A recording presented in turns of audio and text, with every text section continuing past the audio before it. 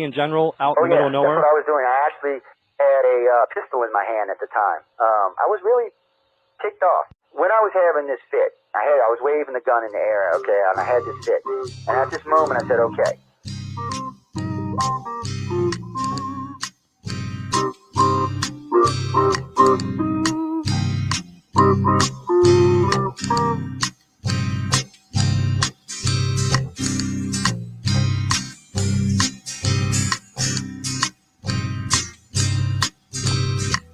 He was a Louisiana man named Montaldo. Folks around called him Six Gun Joe. Worked with ICAR, don't you know? Investigating UFOs. Out for a drive with a gal one night, they stopped to check out the reporting site. When an alien lit right there on the ground, he commenced to throwing his weight around. Now, old Six Gun didn't take too kindly to that kind of thing, especially without Vaseline or anything like that, Seriously. Well, Six Gun looked that critter right in the eye and said, "Any last wish before you die?" Yo, reached for his gun, quick as a twitch, and said, "Fill your claw, you son of a bitch." Now a legend spread across the land about this pistol-waving man. But if you're from space or from Earth below, you don't give no lip to Six Gun Joe.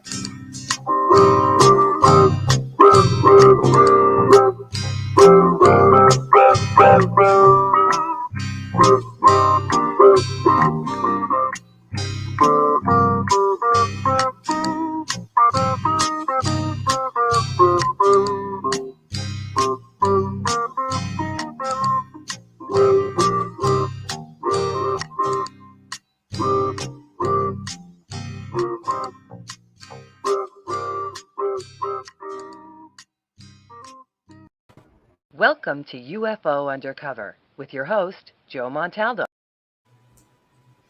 Welcome, everyone, to UFO Undercover. As Natasha says, I'm Joe Montaldo. Hope everyone's having a great evening. I know it's been a long time since I've heard the intros. I know, yeah, well, I cracked down on a host, but guess what? If they got to do it, I got to do it. But I have John and Emily Goodwin on with me tonight. And, oh, no, Emily and John Goodwin. I swear, I always try to do it women first, men second these days, but it's hard to remember sometimes. But we have both of them on tonight. They're great people to talk with, and they're always a lot of fun. And I just can't wait to see the two of them here in about 4 weeks. Y'all be walking around with video cameras, right? And my cell phone. Anyway, John and Emily, welcome to the show. How have y'all been? Are y'all getting ready for what I would call a nightmare and a lot of fun at the same time? Absolutely. We're great, and we're very happy to be on your show again, Joe. Oh, I always love having y'all on. Y'all are always a blast.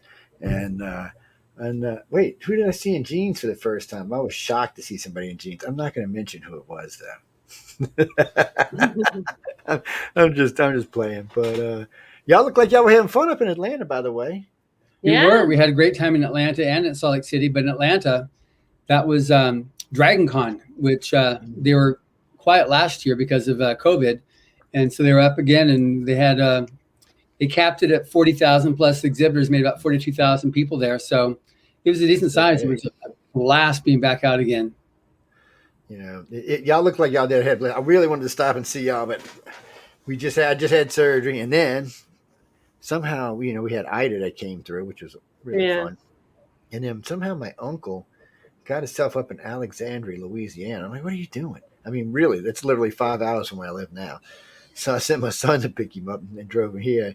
And then I drove him to Atlanta because that's where my sister lives. So I really want to stop. But I just kind of drove up, took a nap for 3 hours, and drove back. I was like, well, I'm too busy right now to be anywhere but right here.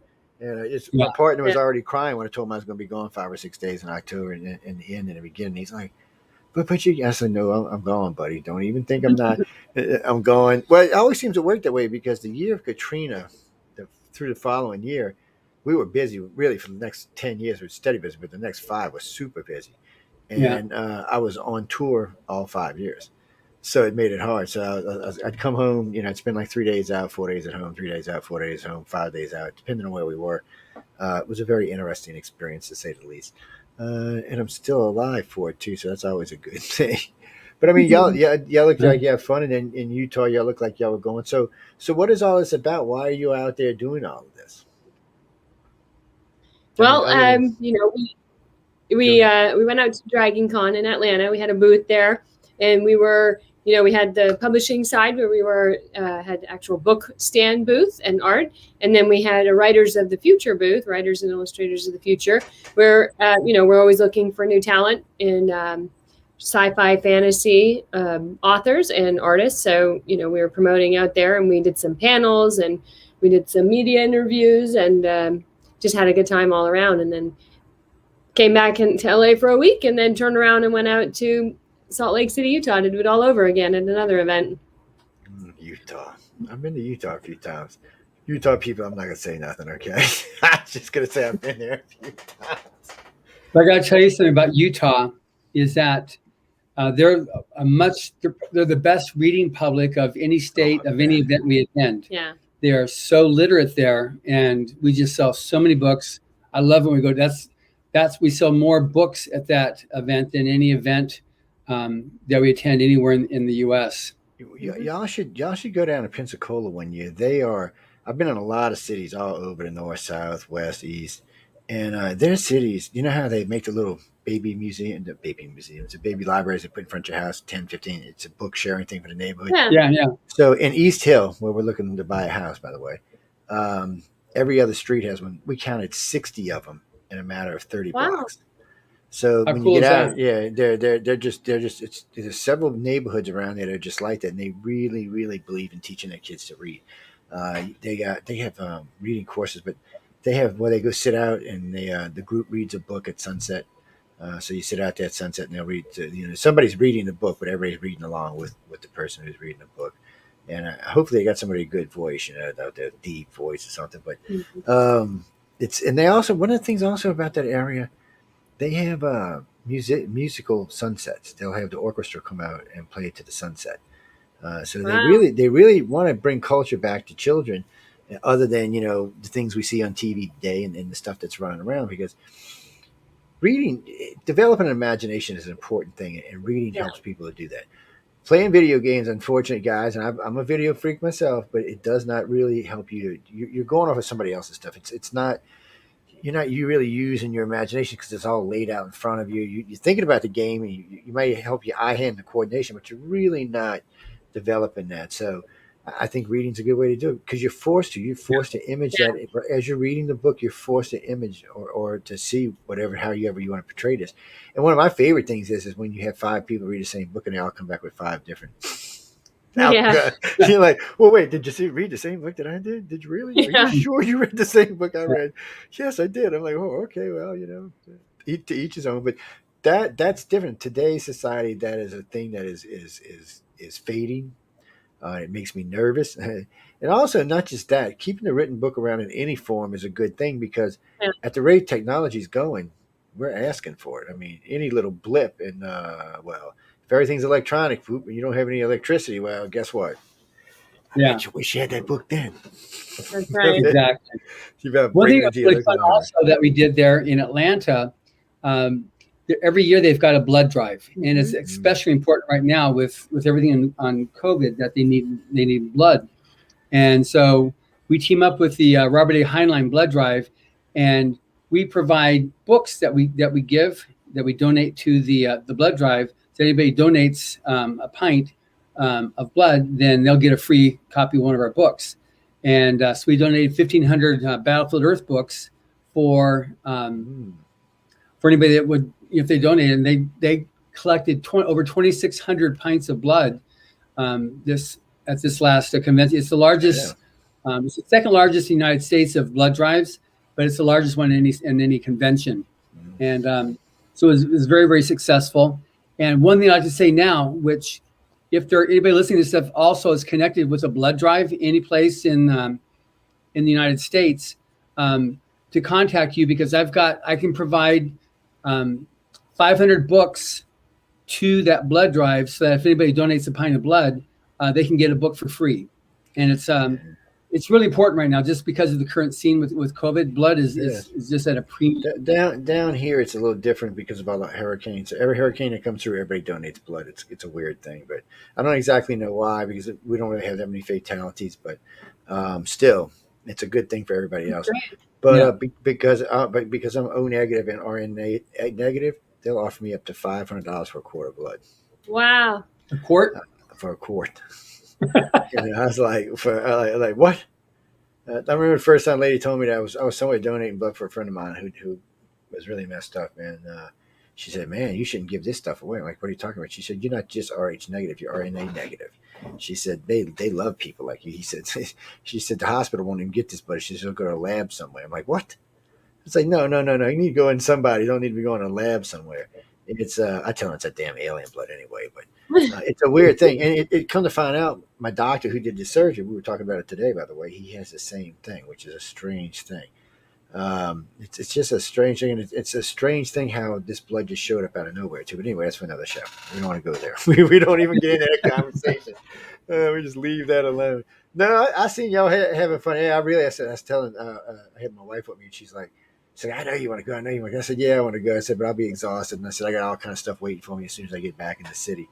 And I did. I mean, a pile of, we had stuff everywhere. That's all I can say it politely. Right now, we got a whole inside of an eightplex sitting on the street somewhere. So that's just a joy to watch that. But this time wasn't as bad. And New Orleans is one of those cities that needs to be encouraged to read. Not so much the suburbs, but the city itself needs to be encouraged to read. They're too much. The music's fine. If you want to listen to music, I understand that. But I could read and listen. I guess but I can. I can have music playing in the background and reading a book at the same time, as long as it's not something loud and screaming. Things, I'm good to go. But and it's something they need to learn. I mean, I think their imagination would help. I mean, if you can imagine getting out of the position you're in, you're already better off in your life. But some people can't. So I just wish that there was bigger ways to do it. But our government don't even push it anymore. When I was growing up as a kid, everywhere you look, read this, read that. I mean, you could go to donate. They had donation libraries around the city. You could go get whatever you want. You didn't have to bring it back. You could just keep it and take it home with you. Matter of fact, I had before Katrina, I had a library with 40, I think it was 4,400 books. Most of them signed. Yeah, most of them signed by whoever wrote them. So, Linda's the reader, by the way. In case y'all get crazy people, no, it's not me. It's my wife. She reads. She reads like, and she's done. Maybe. Did you read that book? I said, you didn't read the book. She said, pick a page. I'm like, how in the hell? If it's like a paperback and it's 400 pages, you're like, what the hell? I said, it cost me. I'm not kidding you. For when Anne Rice's books came out, and there's a couple of nights. Oh God, we must have spent that year. We spent $3-4 grand on books, man. I was like, wow, calm down. But the sad part is, and then we got a lot of books donated to us. We had a lot of books sent to the station for different things that we do and read and all. And it was so great. And it was so sad after Katrina, because I remember walking to my house thinking, wow, the water only got that deep. I'm good. Everything's good. Computers, everything's good. I walked into the library where paper just like sucks up. They were swole so much they were pushing the sides of the cabinets. Oh wow. That's all going in the garbage. And it's not been bad. I mean, we've got back about 400 out of 4,000, but and people send me books all the time. But now I've gotten to the point where I just give them away during holidays. Have a book. I always tell people, get them and give them to their kid. Maybe they'll read it. Maybe they'll read it. I did. I like some stuff. I really liked reading when I was a kid. Some stuff I was like, I'm not reading that. Get out of here. Forget it. And today I'll read some stuff, but you give me a technical man, I'll be like, wow, that was cool. It's just brain dead is what it is. So Utah. I mean, I'm thinking about Utah now. Last time I was in Utah, it was deer, rabbit, and desert. Apparently, and then last time I went to Salt Lake City, I still remember flying into Salt Lake City thinking, wow, there's nothing alive in that lake out there. That's creepy, weird to me. Yeah. Salt Lake. Yeah. But since they have such a large, Mormon population, they have a lot of readers there. And sci-fi is not against their rules to read. I would have thought it would have been, but it's not. No. They're allowed to read. So This is so weird the way I found out. I was staying at a hotel and they had a Mormon cleaning service, which was strange enough as it was. And I was talking to the lady, which was kind of strange. I didn't think she'd even talk to us, and she was talking. And she says, "No, we can read this and read that." I said, "Can you cut your hair?" She's like, "No, we can't cut our hair." I was like, "What?" I said, "You sound like a Pentecostal." But she said they were allowed to read a wide range of books. It was actually encouraged. They also believed in imagination. I guess they felt if you force someone not to do something somewhere along the line, it would cause an issue. So maybe they figured it out. I don't know. But it was just a strange thing. So I could see why it would be a place that a lot of books would go through. Yeah. Because it's not a huge population wise city state. It's not. I mean, they got the big Indian reservations there, but and there was some place we went. We went out to Area 51 when we were out there, but we went to an Indian reservation in Colorado, and I remember driving through these mountains. We were in these mountains for about 4 hours, no cell signal whatsoever, Yeah. nothing. I mean, that was the only way you was getting. It was Elon funny. Musk is taking care of that for you. Don't worry. Well, see, I didn't have to worry about it because I got a sat phone, but um, I still remember this. Joe was sleeping. I said, "Joe, where's my phone?" He says, "Right there." I said, "No, the other phone." He said, "Why?" I said, "Because I want to listen to my playlist, and I can't listen to it off my cell phone." He said, "You're going to spend $100 so you can listen to your playlist?" I said, "Yes, I want to listen to my playlist because it's a 4 hour drive. I wanted to listen to my music." So Yeah. I hooked up the sat phone and then hooked it up to the Bluetooth, and away we went. And people and sat phones aren't ridiculous people like they used to be. I mean, they're not cheap. They're not like a cell phone, but they're not ridiculous, and they're great to have because I do end up places sometimes that I need them. Unfortunately, or fortunately, however you Wow. want to look at it. Well, yeah, with what you do on Yeah, UFO Undercover, it makes sense that you would need it.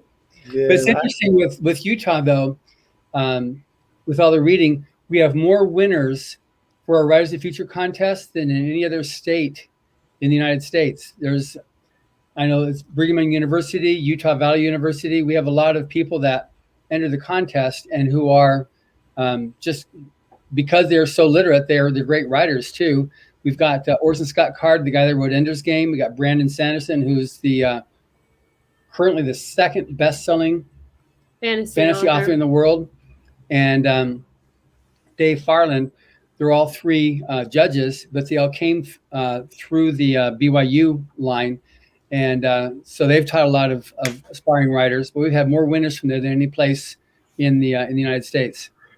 It's a great state. I mean, everybody I met there went out of their way to be super nice.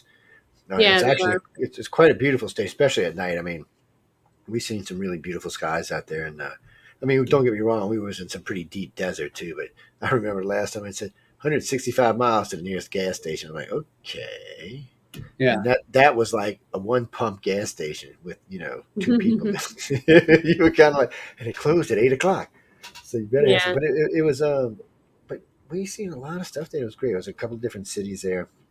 Um, I did a regular I did a lecture for UFO Undercover there, but I was also there doing I did 3 political lectures while I was there and 3 centralist lectures, which I didn't know the Mormons were quite into that, and they were Oh quite yeah. into it. Yeah, I was surprised, and that was a nice Yeah. crowd. And then, actually, that was a funny part. The UFO place was nice, and it was in the mountains. It was a great place, and the crowd was decent. But when I did the centralist thing, Jesus, man, it had to be 1,800 people in there easy.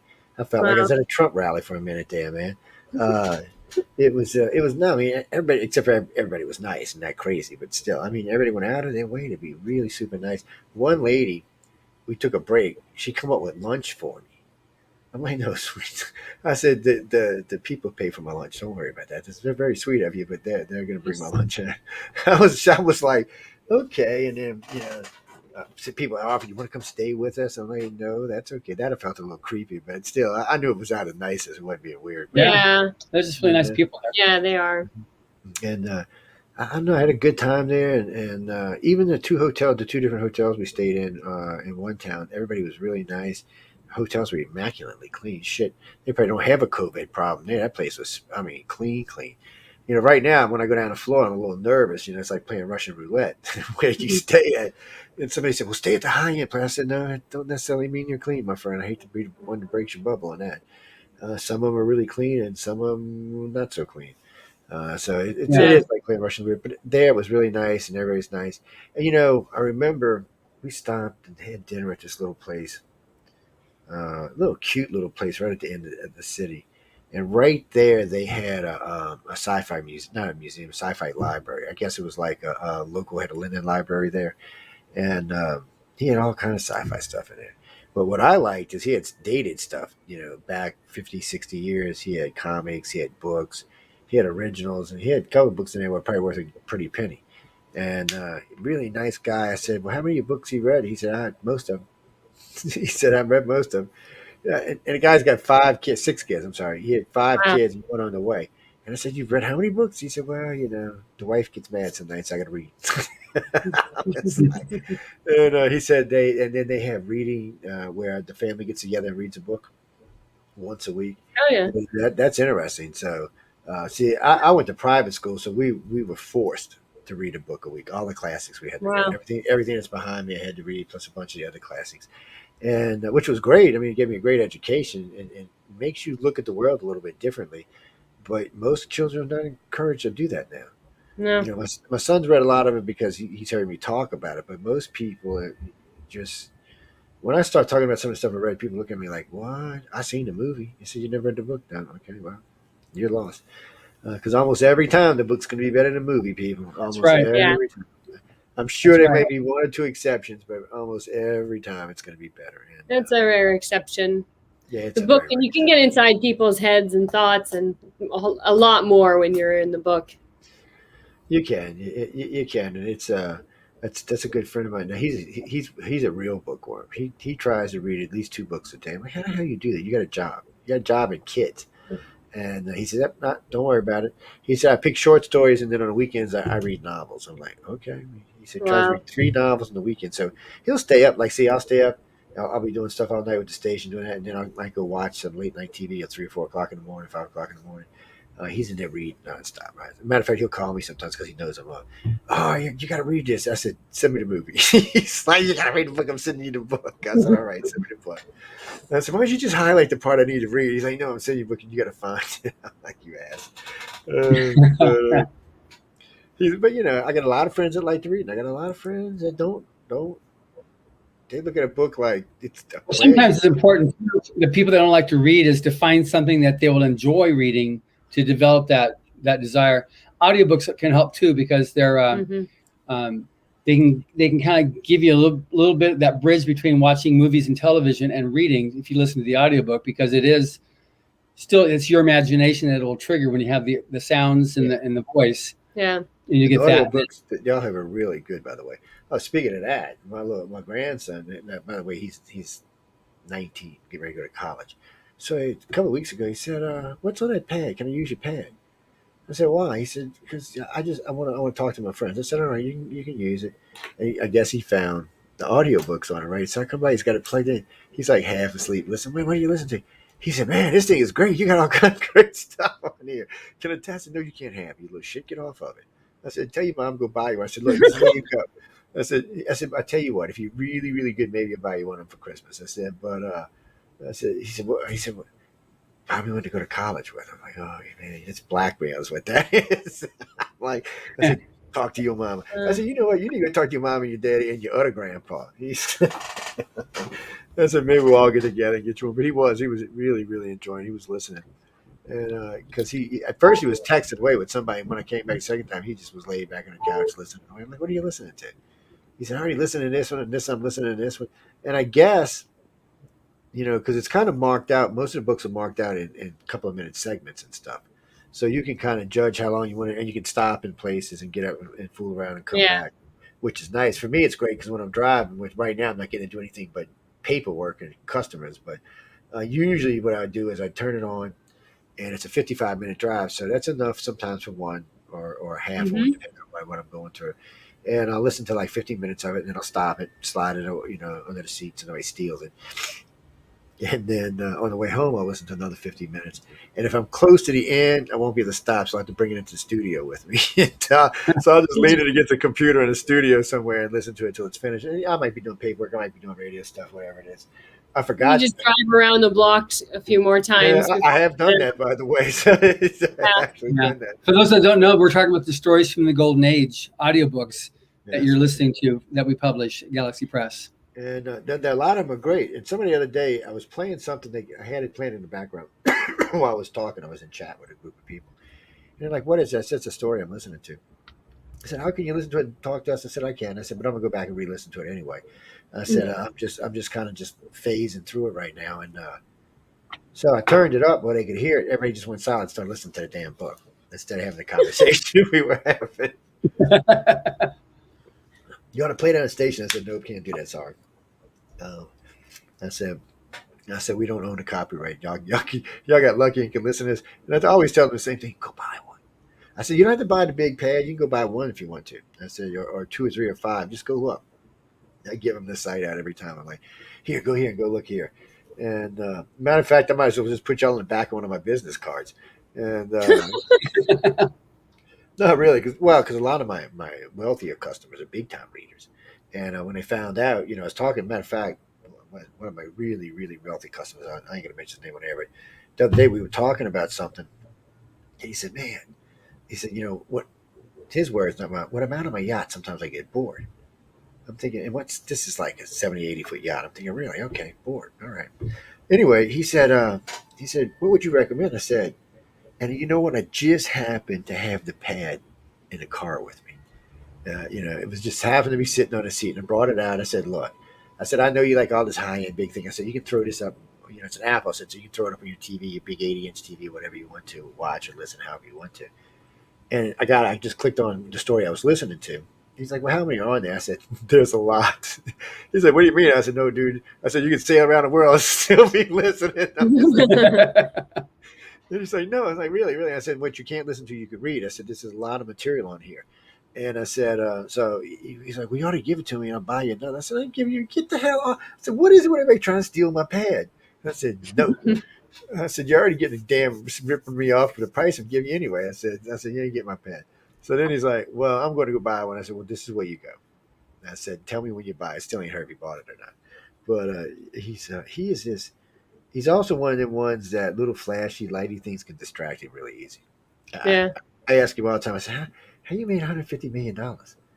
I said, you like in a daze after the time I talk to you." He's like, "No, man, no. It's just new ideas, Joe." I'm like, "All right, whatever."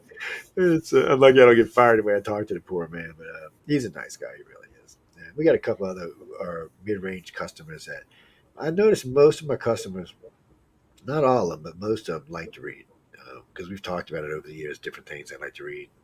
Or he'll ask me, or she'll ask me, "Have you ever read this? Have you heard of this story here? Read this story here?" I'm like, "Yeah, I have." I was like, I didn't realize how many classics I actually read when I was a kid. It's man, I'm a complete nerd. Didn't even realize it. I mean, really, Yeah. It's a good thing. I I remember was when I like, was a kid, because I used to get books at it was Texaco. They had a special offer: you buy so much gas, and you build up the coupons, and you can buy these books for like $1. I remember Call of the Wild Mm. by Jack London was my first book, and I used Tom Sawyer and Huck Finn. I just loved those books; they were so good. That was as a wee one. I had to mute the mic in case the alarm system went off. Oh, Lord, I should have shut the studio door. Y'all have an alarm system in case y'all didn't know. It's a really loud one too if it goes off. It's kind of crazy. But I just I was I was introduced. Well, when I was young, I was just a little nerd kid anyway. And then when I became a teenager, I must have became good looking or something because then I quit reading for about 5 years. I had other things on my mind. We're not going to talk about what it was, but I had other things on my mind.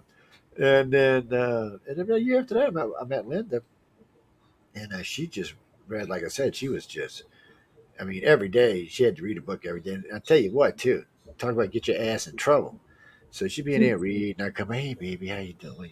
Can I scoot up? You better get off me. I'm trying to read my damn book." I'm like, it was hilarious sometimes, but yeah, she was a big reader. We don't have the same taste in books, so it's kind of that's why we end up with so many books because we don't. She reads a whole different kind of genre than I do, and she's not really big into space sciences unless. Unfortunately for her, she's had to watch every Star Wars, Star Trek, and everything in between. Because it's just Poor thing. yeah, poor baby. She's been tortured. I'll tell you what, though, people yell out there. You got a kid from like 0 to 8. Put him in front of John Luke Picard. Man, he'll put him to sleep every time. Every time. He used to put my son to sleep, put my grandkids to sleep. I turn on 15 minutes later, they're out. I was like, "This is great." I should have never discovered that. Apparently, it was boring to him or something. But my son's a big sci-fi freak. He's in all kind of sci-fi. He does, but he'd rather listen, play, or he's not a big reader. He does read though. Actually, he can write. He just doesn't want to. He's not like his dad who can't write even 5 words. The boy actually has talent. He just he'll write stuff and he's like, he'll let me read it or read this. I'm like, damn son, you can write. I mean, look, I've seen way worse than this get published. He's like, oh no. I said, wait, no confidence. I said, dude, come on, you're my kid. The only way you can find out if your words are crap is if you go out there and do it yourself. I've even tried to get him to submit something to y'all because he's written stories. And he's like, I was no, just about to ask about that. Did you end up ever submitting a story to Writers of hell no, because Come look, on, Joe? let me tell y'all what happens. And I've talked about this on my other show when y'all ain't even around. So people laughed their ass off. So I said, okay, I'll start writing. Da, da, da, da, da. Oh yeah, looking pretty good. Da, da, da, da. Oh yeah, da, da, da. And then I should never give it to my friends. They're like, whatever, Joe, you've been throwing that shit in the garbage. No, I'm like, Joe. really? So I'll go back and read through it, because I don't always trust them because they're evil SOBs is what they are. But no, for some reason, it's like I don't know how to explain it. It's like if you read it, it's like it jerks. I don't know. It's some of it go really really smooth, but then it's like somebody's grabbing your head and shaking it back and forth or something. I don't know. I just there's a smoothness I'm missing or a layer in there that I haven't found. I've actually because of y'all's course, I've actually gotten a lot more stuff that I can understand now. So I Good. actually know how to form the story better, and I know how to draw from the area of the things around it, which I had no idea until I took y'all's course. By the way. Ladies and gentlemen, we're talking about the course they give for free, and Yeah. I've learned a lot. Well, you know what? I'm gonna let you plug the course at least since we brought it up. Okay, Right. so the Writers of the Future free online workshop. It's at writersofthefuture.com, and it's a full online writing course that anybody can take. You can go at your own pace. The instructors on the course, there's about 5-6 hours of video from Orson Scott Card, who wrote Ender's Game. Dave Farland, he is the coordinating judge for the Writers of the Future contest, and he is a best-selling author. And Tim Powers also. You probably recognize him. He wrote On Stranger Tides, which was made into the Pirates of the Caribbean movie. And so you get these 3 awesome best-selling authors giving you tips how to put a story together, how to structure it, how to write narration, how to write dialogue, how to add suspense in your story. And then there's a whole bunch of essays in there as well. It's about 10 or 11 essays, from L. Ron Hubbard. And then there's one from Algis Budrus, he's no longer with us, but he used to be a judge for the Writers of the Future contest as well. And then there's practical assignments that as you're going through the course, it takes you through step by step all the way. And at the end of the course, you should have a completed short story. So, Joe, did you see the end of the course? I don't know. It's killing me. It's killing me. Well, But it's when you finish the course, you get a certificate saying, that you completed the Writers of the Future online workshop, and you, and it's set to go at your own pace. Anybody can take it. Had 5,000 people from like over 100 countries take the course, Yeah, so and we're gonna try to double that next year, people. yeah, I think it's just well over 5,000. I think it's probably closer to 6,000 at this point. But it's been doing great, and it's given people something to do while they've been at home because it's free and it's set for you to go at your own pace. So again, that's at writersofthefuture.com, and anybody can take it. And even if you're not writing sci-fi or fantasy, whatever you're writing, you can go on there and take that course. It's just there for anybody. It is. It's Yeah, great. and we also have the podcast, which our show with you this week is what's playing now in the it's still up there. I think is one of the featured is our interview with yourself talking about politics and science fiction. Mm-hmm. It's look. I tell everybody to take it, and I've already done. Matter of fact, people in case y'all know, I've done 2 documentaries this year, which I mentioned y'all in both of them. Thank you. It's well, because somehow the conversation went there, but anyway. I got 3 more coming up, and then we got the movie Kate come out, and then which I'm by the way. When I say the movie, people, I'm in it for like 4 minutes or something. Maybe 8 if I'm really lucky. Depends. There was like 3 hours of talking, but it's only going to be, I can already tell you it's going to be like, because I did the voice stress analysis for the people they're talking about. So I'm in there for that. But even in that one, I slipped y'all in. Thank you. And it's we were talking about it. Well, the guy who was doing the putting the movie together, we got to talking. I said, "No, man," I said, "You ought to go take that course." I said, "They just got a lot of good." I said, "I know you're a pro," and all. He said, "No, no." He said, "I've only been doing this for about 7 or 8 years." He said, "I'll take any information I can get." So I told him to go over there and do it because they would have a hard time tying certain elements together. I said, "Well, you know what? Maybe if you go over there, it might give you a different view of it or something." And I can understand that. I mean, because sometimes things are hard to tie together. But and I got 2 more documentaries coming up, and I think I got a third besides that. So I'm sure y'all Wow. get mentioned in that as well. So it's well, it's COVID time, so everybody's bored and everybody wants to do documentaries. So I'm like, that's good. We've had even best-selling authors taking the online workshop and just seeing what will help them. So it's really for anybody. It's an intermediate level course, but we've had brand new authors learning to write also take it, and best-selling authors, and that's why it's set to go at your own pace, and you can go back and forth, you can rewatch videos. It's all for anybody basically. Well, I enjoyed it, and I get about 2/3 way, and then I go start over again. So, but you know what? They don't care that you. Why don't you do this? Why don't you email me the story that you've got, and I'm going to get with Dave Farland and have him give a critique of like where you stand right now to give you a little bit of. Do you not want me to come to LA? Oh, I'm not supposed to be saying that, people. Anyway, No, actually, you're going to LA next. you know what? I'll go through because it's so. And this is probably why I have a hard time, by the way. So I'll have to get it all together. Some of it's on one of my pads that I do the. So just put this in perspective. Like the other day, you and I were talking about numbers on the show, right? So sometimes on those pads, I get an idea, so I'll pencil it in. It'll come out to like a page and a half, 2 pages. And sometimes I'll be on a computer, so it gets written on a computer. Sometimes it get written on the other pad. So right now it's spread out between 3 computers and 2 pads. But I got it in a coherent form that I can actually read through it. So it's about, I don't know, 25, 30, 35 pages. Oh, by the way, I finally got finished reading L. Ron Hubbard's book. That's on a side note.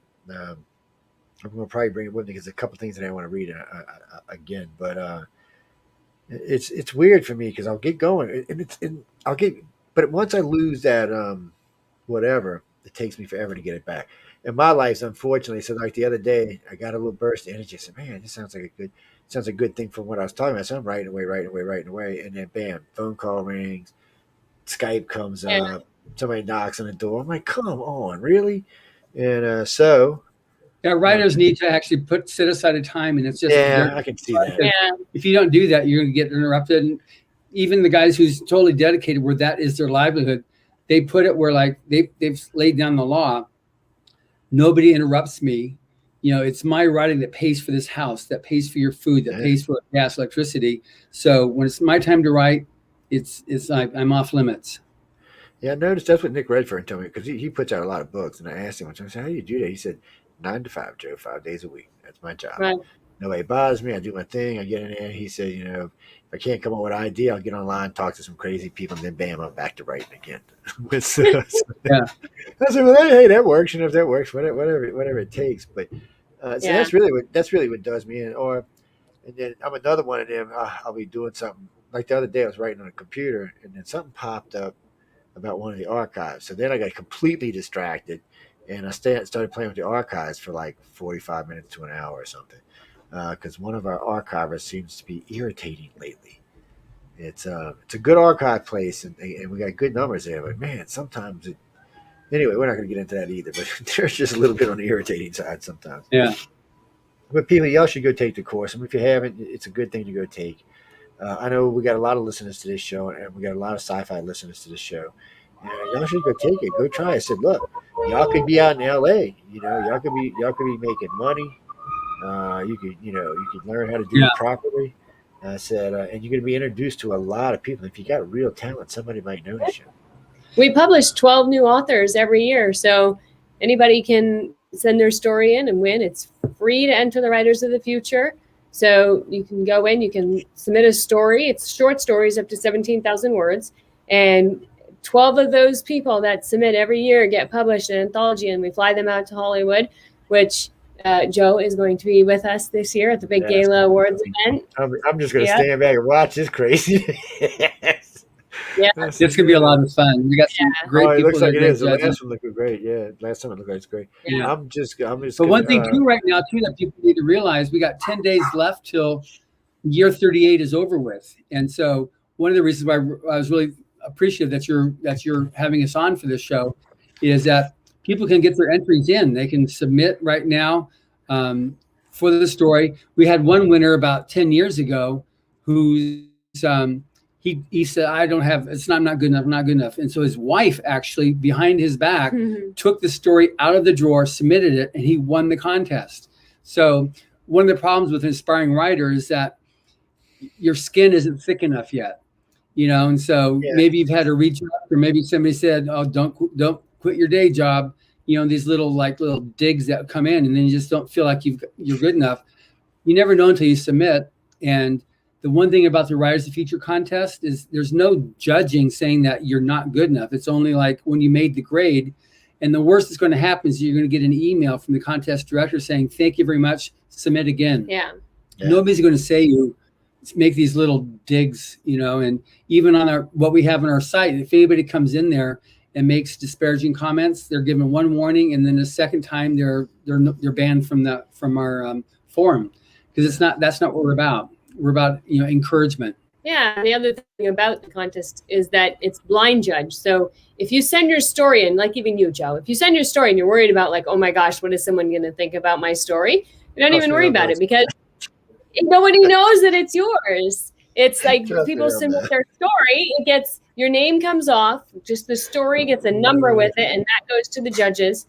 And so they never know who the story belongs to. So if you're like, oh, Scott Card, he'll not like my story or something, but he won't know it's you unless you win, and then they find out, when they come to LA and whatnot, who they are. Yeah. It's weird for me too, because when I was a kid, I could tell some good stories, man. But putting them on paper, what I should have learned then, and it's probably way easy now. Damn, too late now. But anyway, it's actually a good friend of mine. We used to see who could come up with the best stories, and we'd come up with some good ones sometimes. But good imagination, just reading when we were young. I'm sure you can write a great story, Joe. You should submit. No, we'll see what happens if I don't jump off a planet first. It's that's like today. I was running around all day today. I was like, yeah, okay. Why am I doing this again? Shouldn't I retire now? No, I guess not. It's crazy, but I talk to people all the time about reading. I talk about people about getting their writing skills up. I said, you don't want to be like me and have like an 8th grade penmanship, and I actually said, well, because this is my problem. I'm always like, yeah, hold on. So it's funny for me. It's not really funny, but it is. Most of John's learning this. I have my own language. I call it JoJoese. After you see it enough times, you know what to John's like, Joe, what the hell is that? You have your own song too. Well, it's because my brain works faster than my fingers is what the real problem is. And I notice that when I'm writing, because I'll go back and I'm like, wait, I'm missing something in the middle that I thought I wrote down, but because my brain just thought I wrote it down because I thought it. So no, I have to go back and do it. And sometimes I'll have written something. I'll keep pace with the story, get my fingers up, but then I gotta stop and go back and rewrite it because it's like jibber jabber because I write so fast. So all of that's just handicaps I get over. That's just stuff from always keeping myself overly busy. Well, we've got a couple of writers that do they dictate their stories. Kevin Anderson, he's the one that wrote the book Dune, author Dune, which is coming out in a movie pretty soon. But he wrote this book called The Dictator. The Dictator, yeah. So he dictates his stories, and then there's a lot of great software that will then convert it into text, and so that's that would be something that would be good for you. Yeah, I've actually used that a couple of times too, and I had given this was before I met you. I had actually dictated out. I was probably, I think, after Microsoft's thing came. It came out to about 450 pages, and I sent it to a friend of mine. He liked it, but I never knew what happened to it. I got into the middle of lecturing, and it just kind of went to the wayside. And it's weird that it happened because it worked really well. But I got so busy with what we were doing research-wise that it just never got a chance to come out. And you know what? I may have a copy of that, so I'm going to have to look and see. or maybe he does. I'll have to find out. Now that's going to bother me until I go see. A lot of that stuff probably went the way of dodo when I got rid of computers and stuff. Because sometimes if the computers are more than like 7 years old and I haven't accessed material on them, I usually just toss them. I actually crash the hard drive and donate the computer to a school or something. Because schools love to get one of my computers. They're like, "Oh God, yes, what is this? You can run the whole damn school in this thing." It's like it's Yeah. well, because No, that's something that for yourself or anybody else, because people are really, everybody's got a story. Everybody's got at least one story to tell, and it's important that if they really want to be able to tell that story, that they can do that. And this is the Rise of Future is one of the ways that they can actually do it. There's other ways too, but Rise of Future is proven. We've discussed this many times over the years, and it's really easy. It's just a one-stop shop on the writersofthefuture.com to be able to find out how to enter the writing contest or the art contest too. We got an Illustrators of the Future contest with the same kind of rules. It's for amateurs, and 12 winning artists get flown out each year as well. Yeah. This year's going to be a little nightmare, though. You're going to have 24 and 24.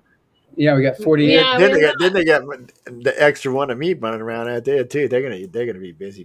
I can just. We'll have all the winners. There's 48 of them, but there's several of them are from other countries because it's an international contest. Yeah. There's a few countries that can't fly into the U.S. yet, so we'll have a few of them tuning in live. Allowed in here. You better be careful. A lot of Canadians in here right now. Now. Well, I got a bunch of my friends want to fly down, and they're like, "Why won't they let us in?" I said, "Don't ask me." I said, "They'll let us into your country, but we won't let you in." I said, "Don't ask me. Don't even start. I don't even know what's going on there." I get confused and stuff like that. I'm like, okay, because really and truly, if you convert the two, Canada's not any worse or better than we are, so why not let them in? So anyway, that's for the big guys to do. It's just so arbitrary. Yeah, it's just one of the things. But especially if you're flying. Come on.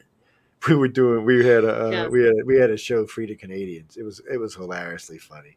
It was we had like 14 of our Canadian friends on, and we were just talking about free to Canadians. Let them free. Let them leave their damn country. Let them go somewhere else. And, it was hilarious. Wow. It's but we flew to Atlanta and flew to Salt Lake City. The flights were packed. It was like no empty seats. Yeah. Yeah, and I know, and the airlines swore they weren't going to do that. They were going, every other seat. Well, yeah, they can't afford to do every other seat. This is what the problem is. No. And by the way, since we brought that up, people, if you're going to be flying this year and you're paranoid, wear a mask. Don't make everybody else around you crazy. Just wear a mask, okay? Everyone in our flight has a mask. They say you have to wear the mask. They make I'm aware of one. No, yeah, I'm aware of one. I'm thinking about bringing one of them respirators from work with me. So I look like Darth Vader.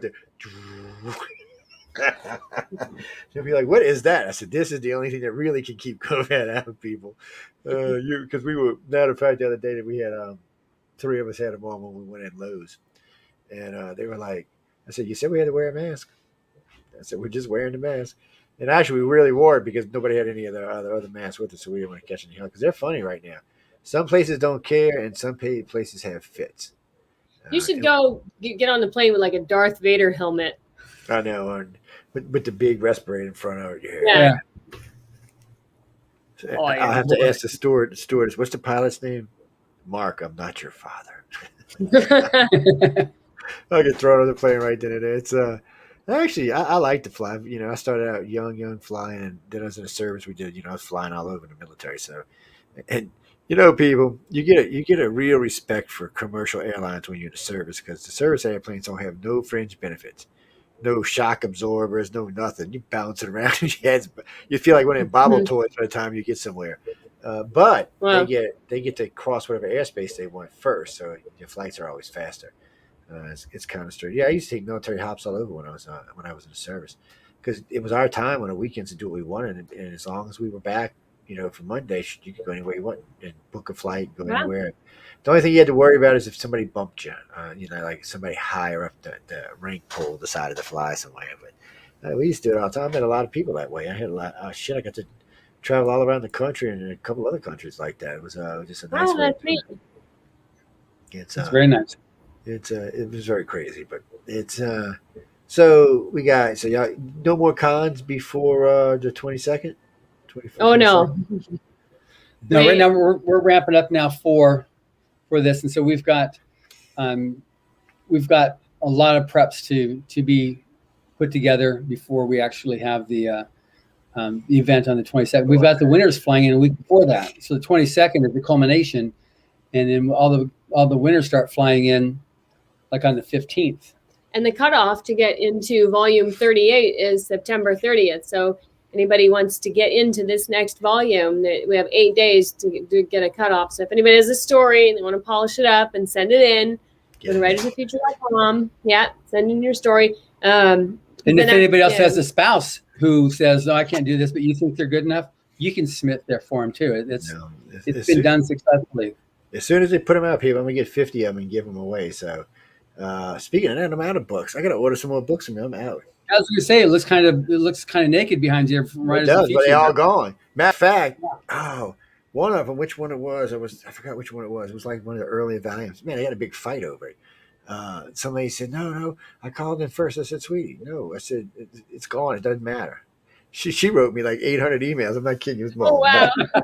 She's like, but I said, look, I'll tell you what. I said, when we go back to giving out books, I'll buy that version. I said I was going to buy the next 5. Now I was planning on, I was getting 6 at a time. So I was planning on doing 6 and then 6 and then 6 all the way down until we get back as far as we can go. And that way we're basically giving away the whole collection. She said, I want that one. I said, you can go buy it, right? that made her mad. But I was like, look, I said, I'm sorry. It's already been given. It's already been mailed out. The person probably already has it. And then one lady wrote, this lady was great. She read the book. She gave it to her daughter. She read the book. It was the last one. I think it was 37.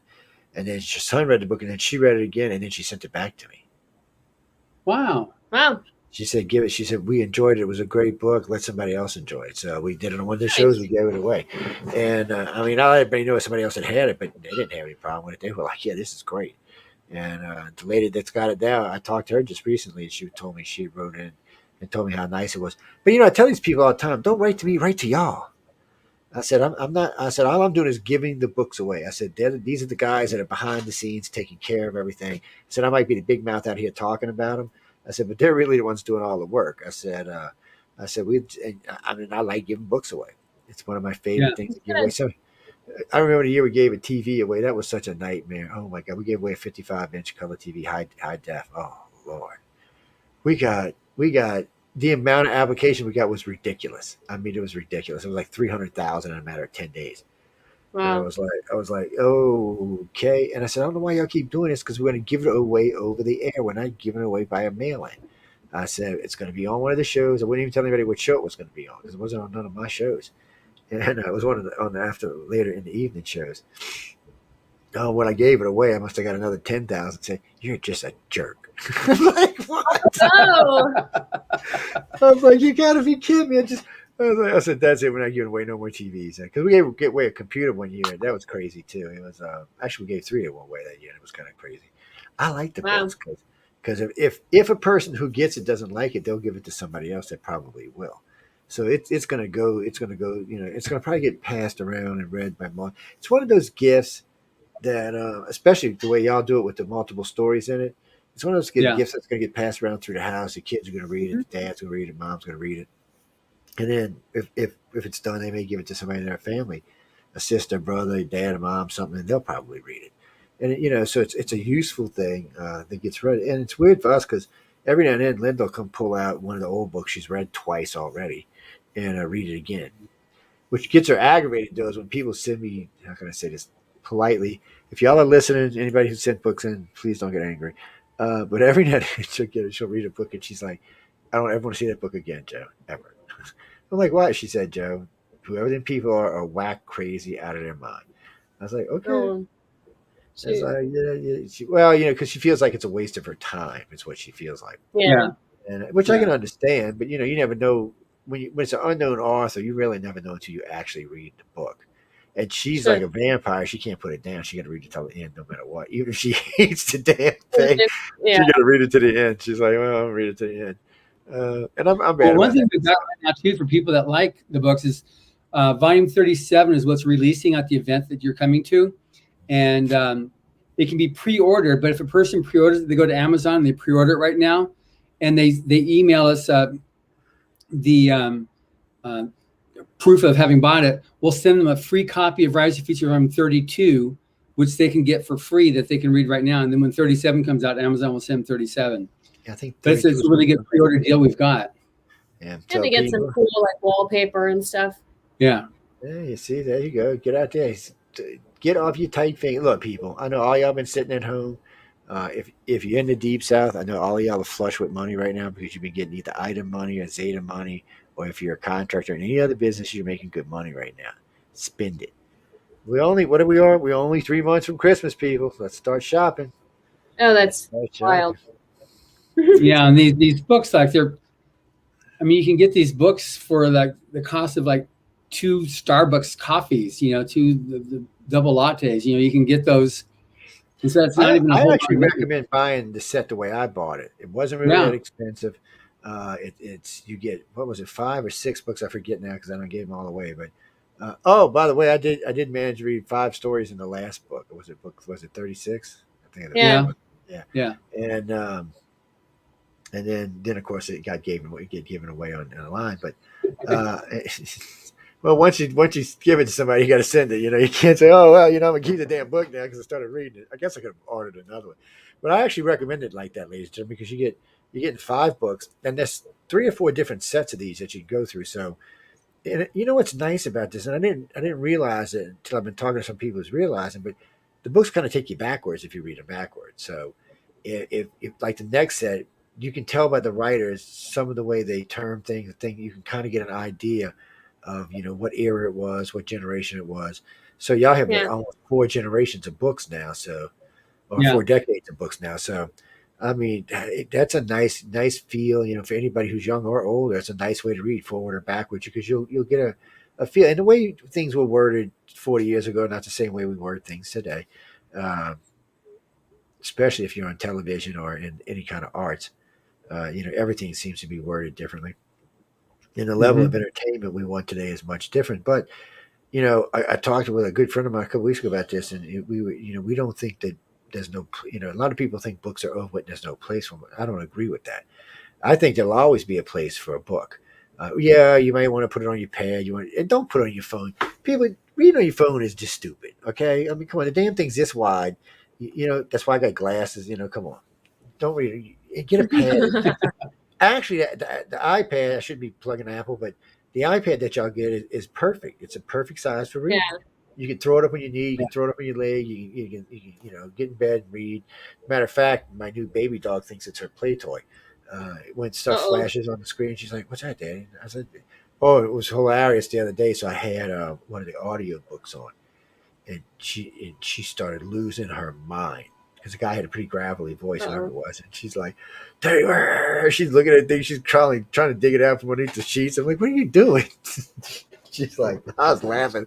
I was like, because I was just sitting there listening to the book. I was like, you can chill now, dog. And then I took it out and showed it in front of the book she lost because she's seen a reflection.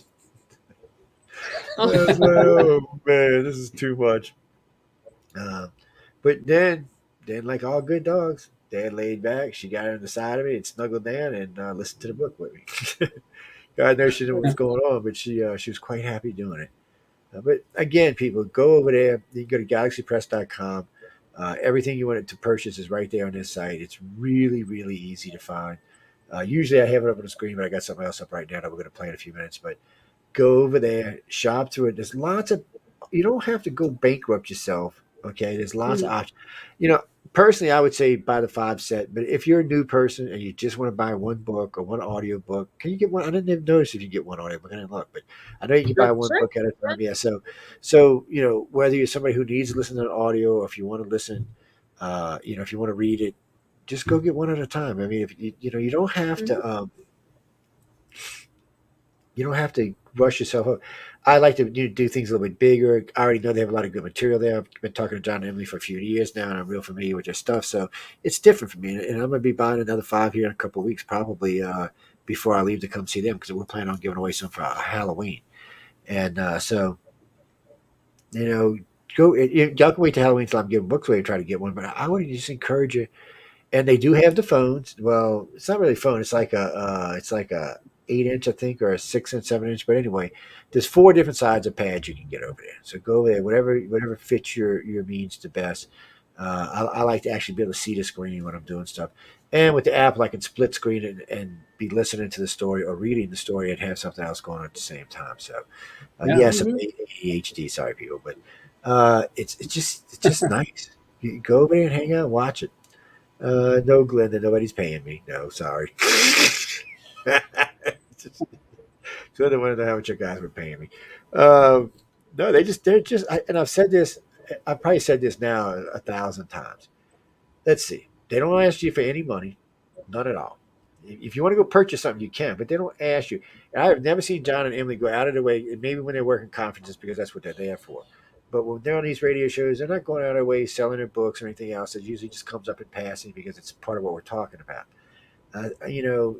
The course we push because it's free. You know, go online, any kind of course, even some course where you learn how to be spiritual. Okay, yes, spiritual in a weird way. It's going to cost you a couple $100. This is nothing. There's nothing to it. The whole thing is really professionally set up. It's really well done. You've got everything you need right there. You can sit and listen, read yourself, and just go through the essays, listen to the different recordings, I should say, the videos, and learn. And it's Yeah. free. And then if you get a story, if you're smart enough to make a story and you submit it, and you might get lucky and win. And don't ever give up because a friend of ours, Preston, did it. What did he? 46 times for you won, right? Yeah, Yeah. that's Yeah. right. So submit, submit the story. How many times can they submit a year? Once, twice? 4 times a year. So the year is divided up into 4 quarters. So you can submit each quarter, and each quarter there's a first, second, third place winner. And that's why I say at the end of the year we publish 12 winners, because each first, second, third place winner from each quarter gets published in the anthology at the end of the year. So there you go, guys. I mean, We have really, 8 days left for this last quarter. Just Uh, submit. Yeah. get the busy, get some late nights going on, get your finishing touches on, and get it submitted. Yeah. Or you've got a story finished. Yeah, Just look at it again and submit it. Under Yeah. 17,000, up to 17,000 words. Yeah. Every time she says only up to 17,000, I'm thinking, what is that, like an encyclopedia? That's a lot. 17,000 words. I Go ahead, start spinning we- around.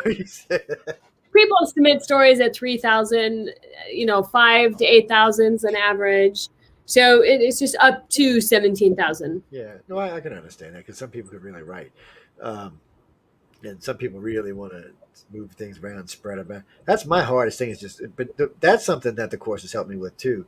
That little stretch of where you're walking down the street, looking at the dog walking or the sun shining, the grass growing or whatever.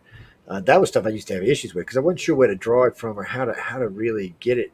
That I've actually learned. That's actually helped me out quite a bit.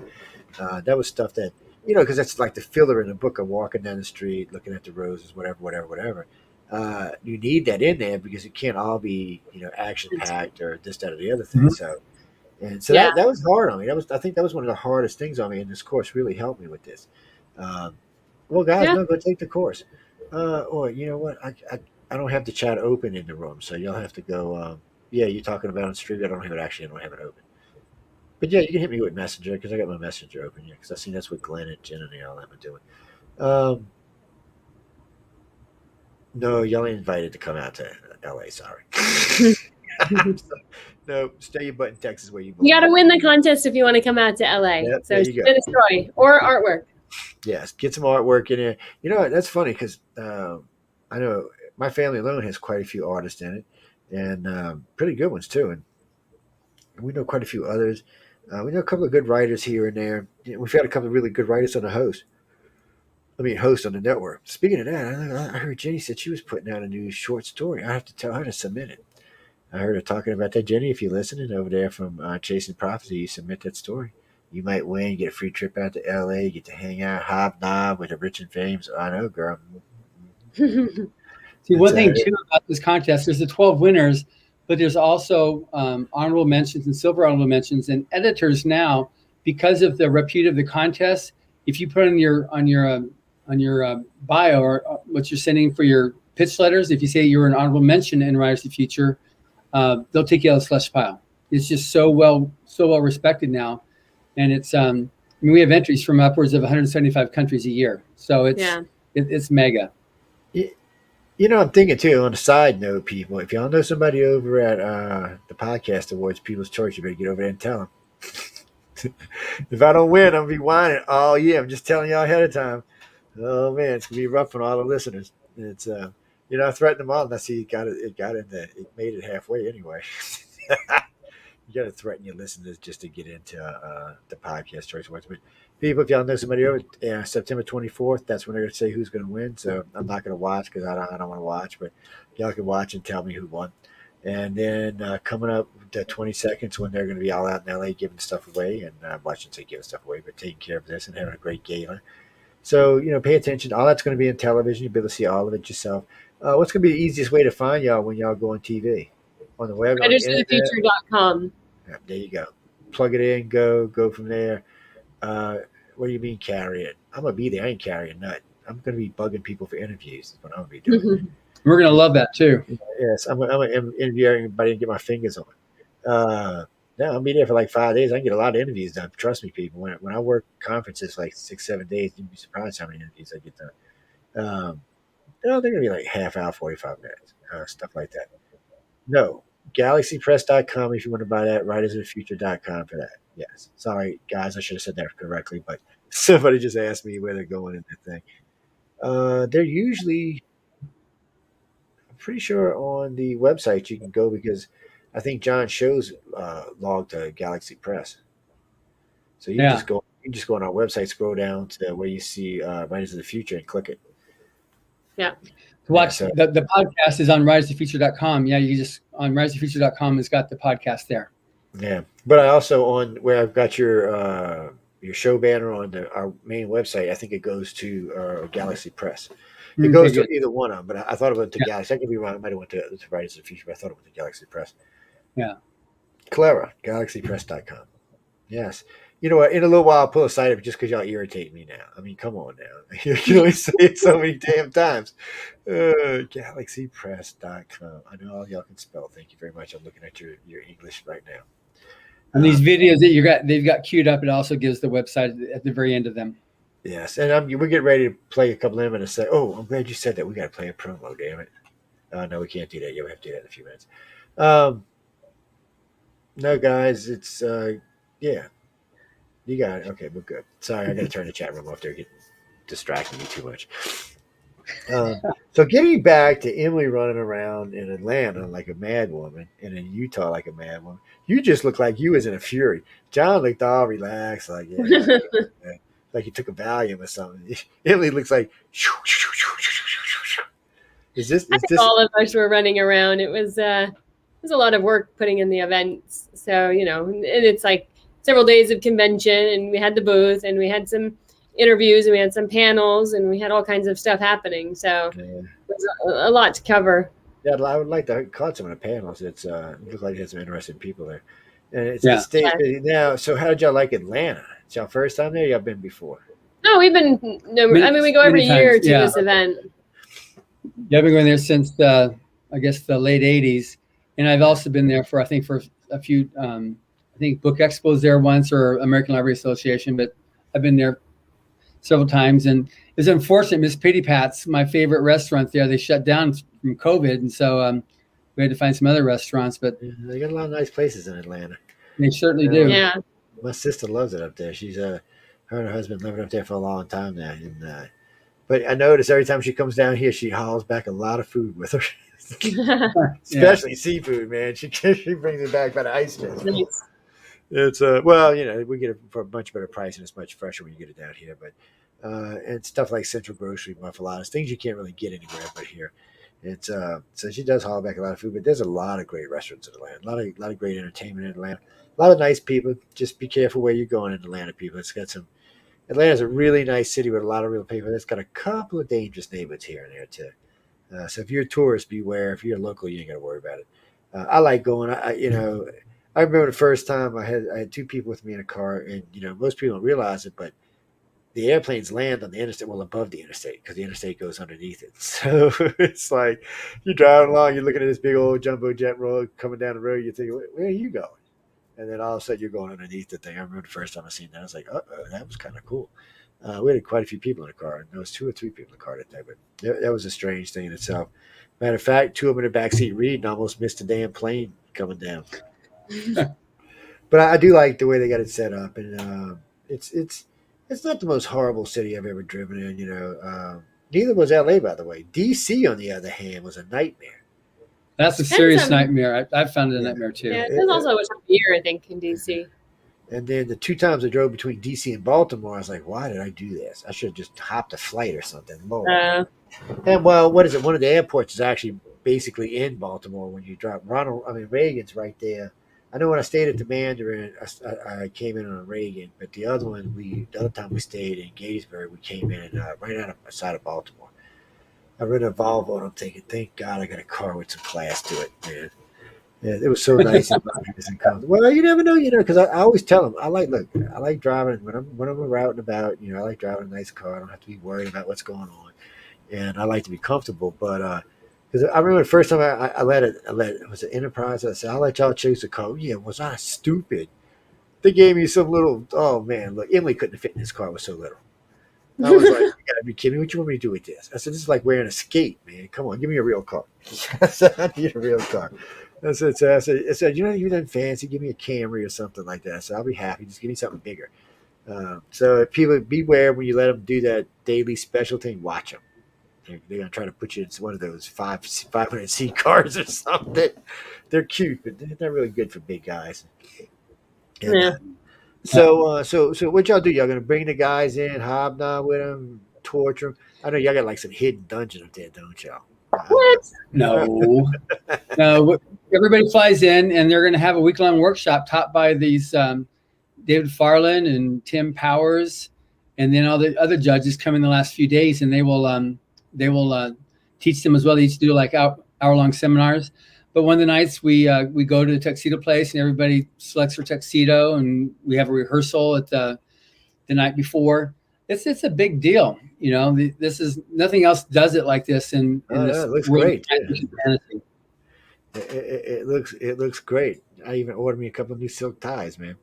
It's Oh, good. like I don't have enough ties. It's like, you think you got enough ties? No, you can never have too many ties, baby. It's one of them things.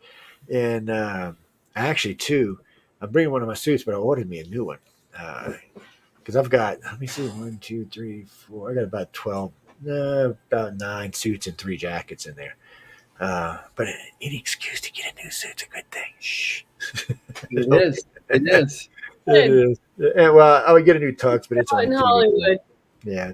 Well, the tux I got is only 2 years old. I'd get a new one of them if I could, but the wife ain't going for that. She said, "Things only 2 years old. You wore it twice." I'm like, "Hey, look, that's twice too many times." I don't know. I can't help it. I like to look good when I travel. See, when I'm on the airplane, I'll at least be in jeans, a shirt. I maybe have a jacket on, depending on the weather. But I like to be.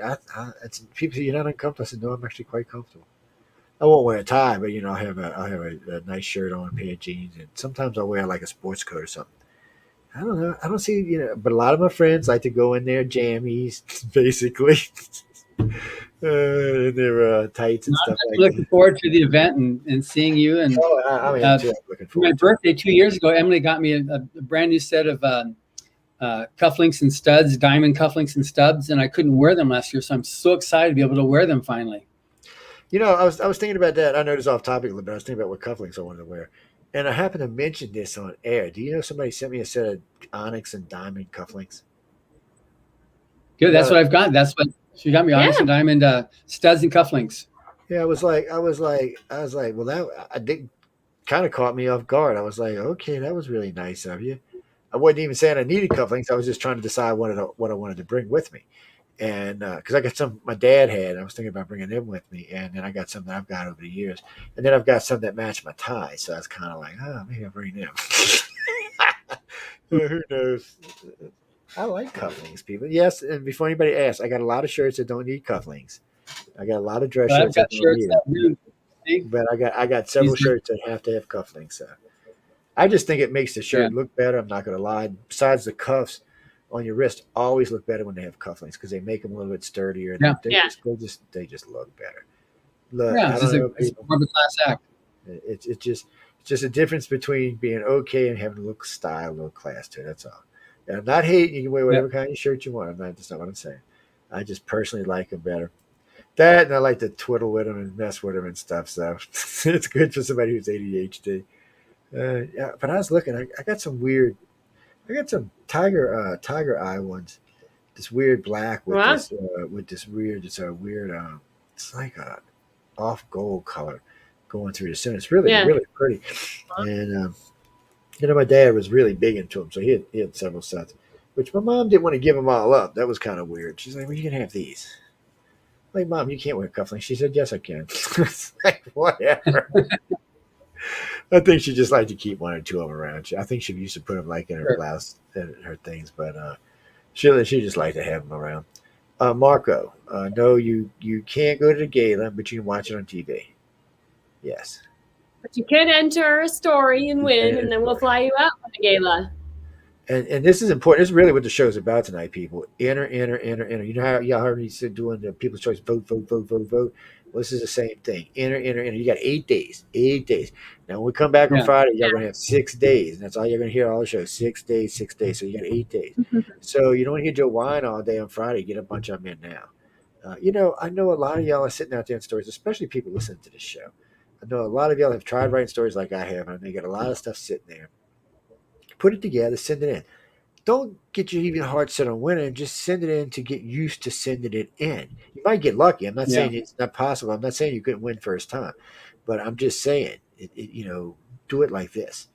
And this way, you'll get used to sending it in. You'll start writing more. You start writing more. And when you find out that it is being blind judged and nobody is criticizing you, you're just going to get simple, try again. You can try again. There won't be no criticism. And this is something you can do for you closet writers out there. Who you closet writers. Y'all can send stuff in, whether it's a husband or wife, you don't want them to know, your friends, you don't want them to know you're writing. You can send it in, and they're not going to send anything nasty back to you. They're not going to criticize your Yeah. work. And if you don't feel comfortable and you got a story in front of you, run and go take the course, because you can take the course in a day if you want to. You're just gonna have to bust it. Maybe two, but still, I like to spread things out, but that's just me. But y'all go and take it and really put this story together and get it sent in. But I would. I mean, if you got something just sitting there, just collecting dust or something you're not sure about, send it in. Marco, they don't send back a critique. No, they don't. That would just You'll upset send back a people. critique when you get into the silver honorable mentions. You'll get a critique there. Yeah. But what happens is people will submit, and then they'll start hitting the honorable mention, and that you'll see people as the winners. They have their little shrine that they make for themselves. They've got these little. You'll get a certificate mailed to you, and they'll put them up there on their wall, and you can see them as they build up their honorable mentions.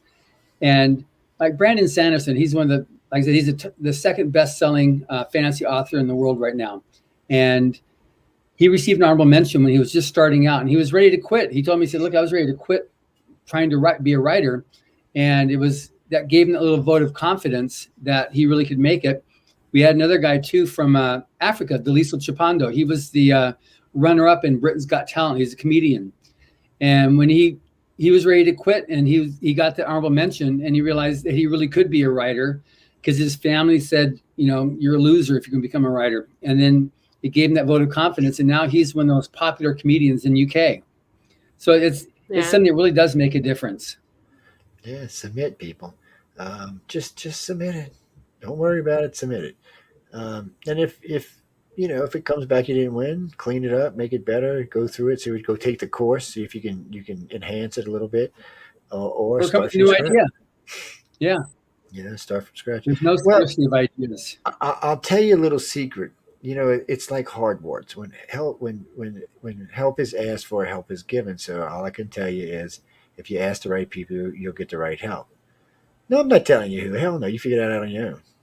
No, look, go over to writersfuture.com. Take the course.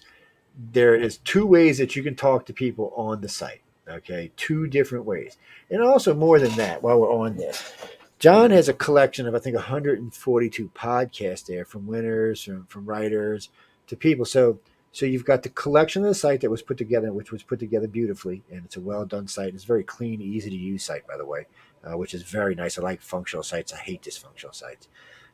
So it's easy to use. You can go over there. There's lots of stuff. We talked about the essays. We talked about the videos. There's all of that. But there's also, you can chat there with people.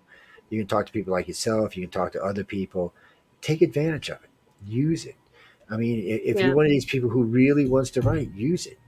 I mean, what's the worst that can happen is they say, okay, thank you. I mean, that's the worst. It's not like if That's I the got worst. hold to it, then you'd really be in trouble. I'd be like, "What? You want me to read? Are you crazy? Don't submit nothing ever again." So y'all should be glad they do it the way they do it, because there are a lot of mean people out there. And let me tell you what, this is not the only published company I've ever worked with or still work with. And some of them are not that nice. Some of them do send back a, how can I say this politely, a harsh critique. Enough that Yeah, a lot of times it's enough for that person not to write again.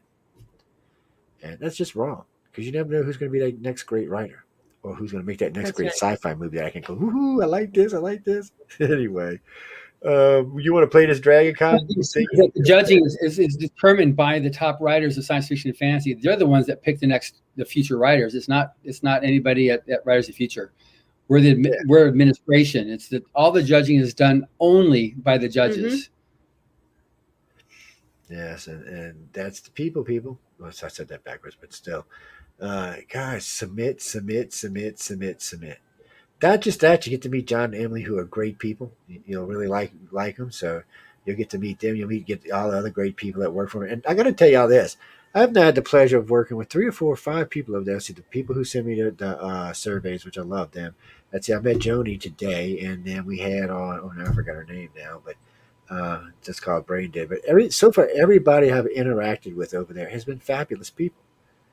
And I got to be honest, I cannot say that about a good bunch of groups that I work with today. A lot of them have rude people, or they're very short when they're talking to you, or they don't have the time to deal with you. Not so much with me because they know I'm a you know what, but a lot of people, not everybody's got the outgoing personality that I have. So when you don't, you're easy to be brushed off or pushed off. I'm gonna tell you that. Don't let anybody do you that. And with these people right here, they're not going to do it. I mean, they're just not going to do it. They're going to. You can submit it. It goes in. It goes through the process. It's blind judge, which still floors me. And I've said this at least 100 times. It still floors me that it's blind judge and there's no money involved. Nobody said, "Well, you want us to look at your story, $500. If you want it to be considered, $1,500." Okay, well, how much to win? It's like, Yeah. Well, that's one thing too. So when it was first set up by Owen Hubbard in '83, he's when it set the actual. These are the rules, and we've been following that for 38 years now. He continues to fund it. He funded it back then when he first started it, and he put it in his will to continue funding it out of his royalties. So we pay for the flights for the winners to come out. We pay for the hotel, the big award ceremony. All the judging is the contest covers that for the authors. For the judges. We fly the judges out as well for the event, and that's why it's free to enter is because Mr. Hubbard covers that as well as part of the providing that contest because it's so important to provide for the future of science fiction and fantasy. People, y'all just need to submit. I'm telling y'all, trust me on this. You can't win if you don't try. That's what it comes down to. That's a fact. You can talk about it. Just a personal story of my own. So I used to talk about doing radio all the time when I was young, when I was in my 20s and early 30s, but I never did do it. And the only reason I got into it is some guy was listening to me talk in a chat room one night and said, "You know what? You got talent." I was like, "Whatever, dude. Get off your crack you're on." And he kept bugging me. He bugged me for about 6 months. And this guy owns Stardust Entertainment. He's out of he's 1690 Riverside, Iowa, actually. The future home of Captain Kirk, not the real home of Captain Kirk, because he's from Canada. But anyway, enough of that. So if it wouldn't have been for this guy approaching me and giving me, some guidance and saying, "Hey, look, you got talent, you should do it." Not to say my first 4 or 5 radio shows, I wasn't nervous as you could. Nobody could really tell, but I was seriously nervous. I think for the first year, it took me to get used to it. I get chattier when I get nervous, so which is not a Oh, good so thing. you nervous regularly then? It's a so it's a strange thing, but because of that, I really got into it, and he didn't have to critique me because I had this thing. I'd go home and listen to it, which by the way, I still hate listening to myself.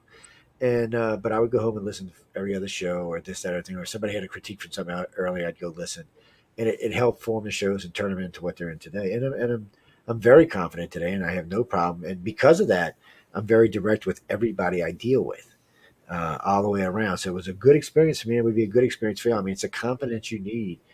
If you put it this way, if you submit this story and you win, your ego just went up 10 points. And I don't mean that in a bad way. Your confidence just went up 10 or 20 points. Once you meet these people and see what they really are about, I guarantee your confidence is going to go up another 50 points. So your next submission or your next book or whatever it may be is going to be that much better. I promise you that. If you get anywhere around these guys, it can only do you good, not harm. That's all I can say. I can't really say it any other way. Again, they're not paying me anything.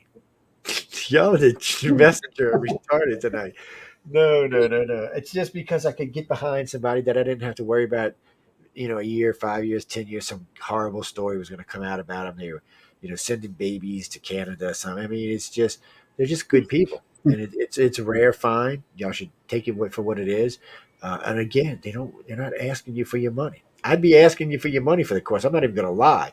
If that was my course, oh no, it'd be $150, and if you wanted help, it'd be another $250.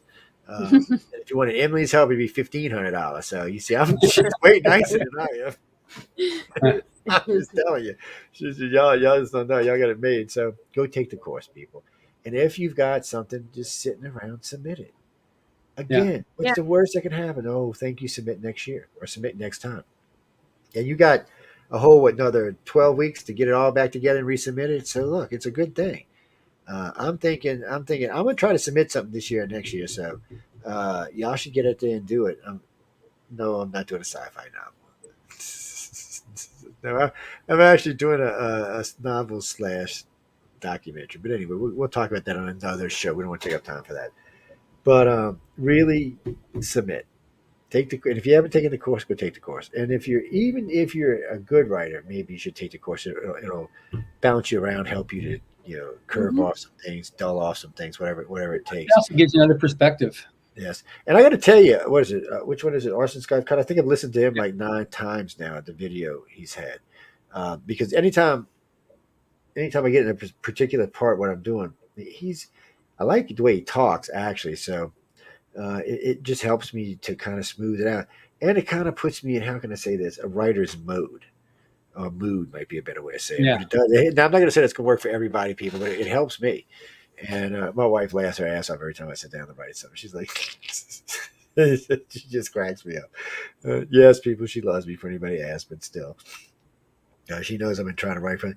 And what's sad about this is sitting on my desk about 5 feet from me, there are 3 complete outlines for books. They're complete. Oh.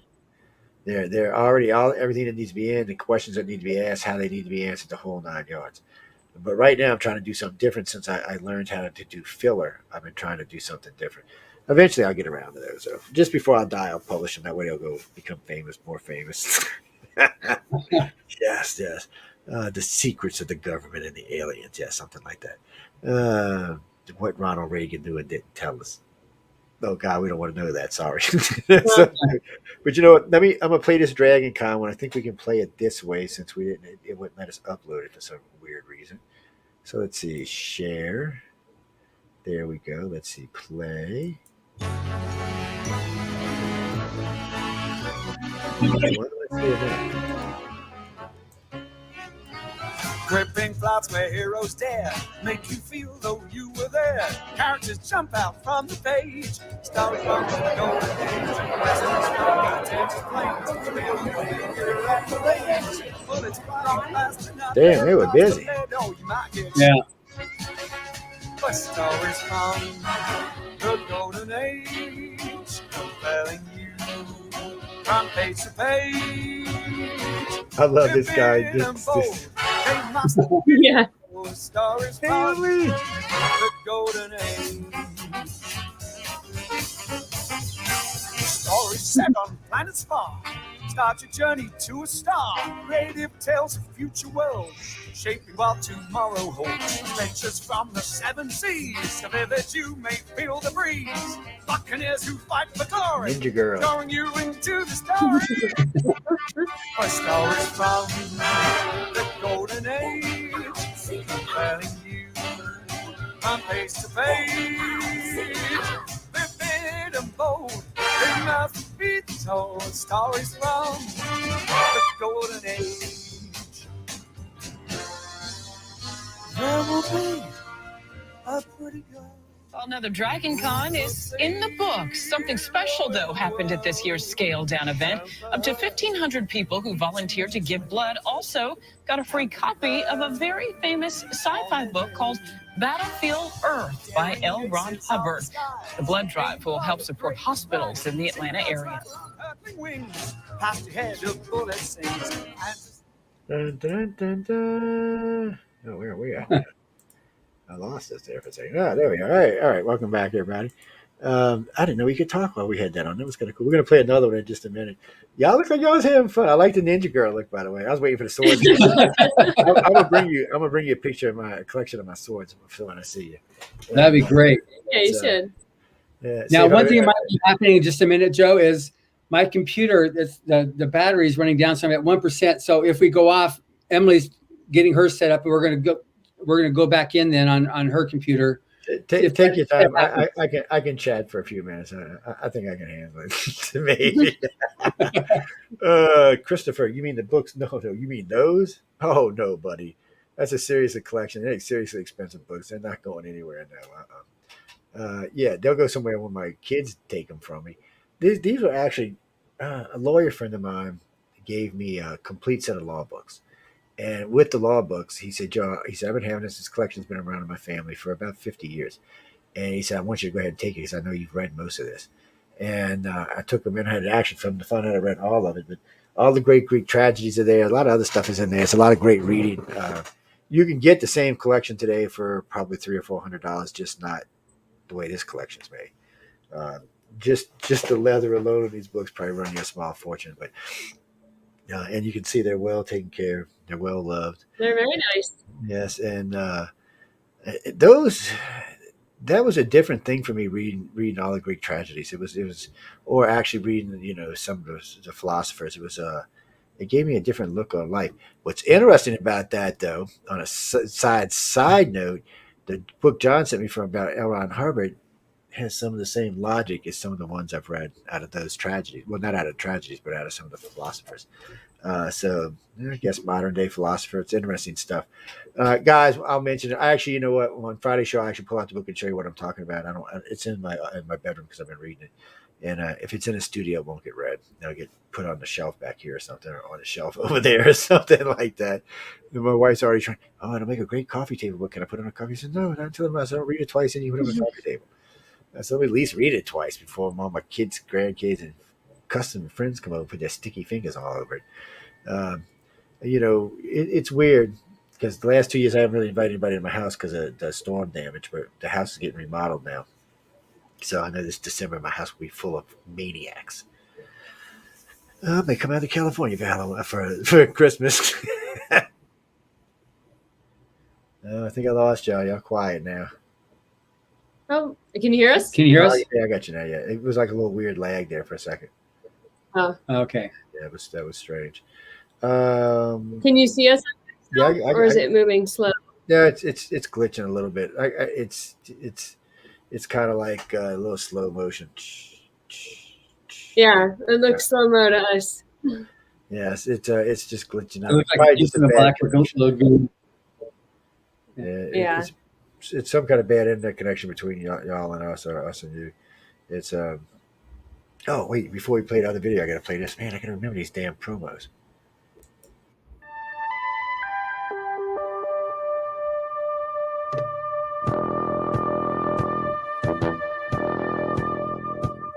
Tune in to UFO Undercover, Wednesdays at 8 p.m. Eastern, with your host, Joe Montaldo, right here on the Paranormal Radio Network.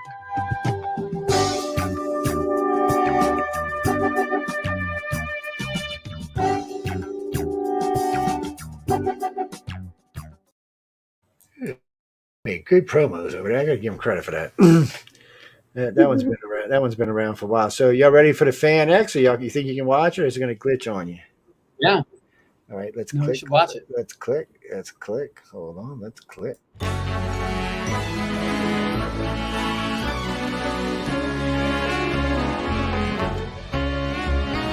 Gripping plots where heroes dare make you feel though you were there. Characters jump out from the page.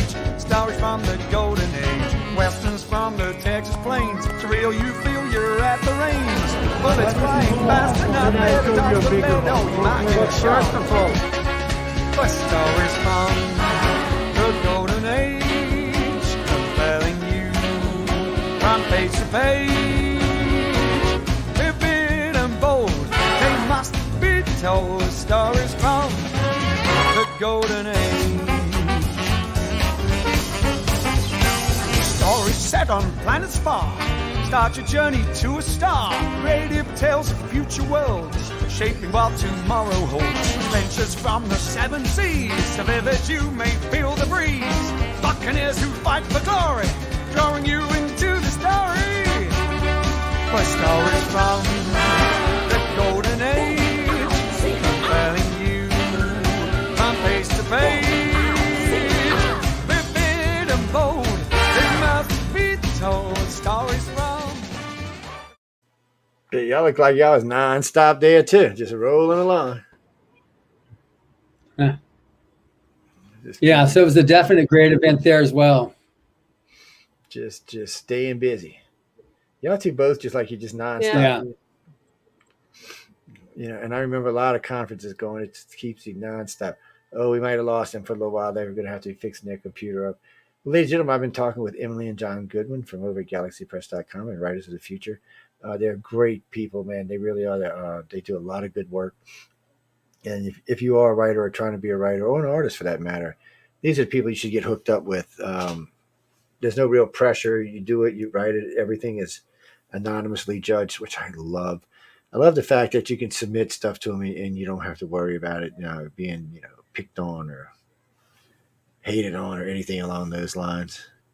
We got to wait for their devices to get reconnected. But anyway, what's that, Clara? No, I will be giving away books. Let's see. I'll give away some in October when I get back from. It might be them back there. Let me see if they're in or not. Oh no, they're still not. When I get back from LA, I'll be giving away a few books. I'll probably give away 5 or 6, and then Thanksgiving we'll give away some more, and then the whole month of December, actually starting from Thanksgiving all the way up to the Christmas Eve, we give away books.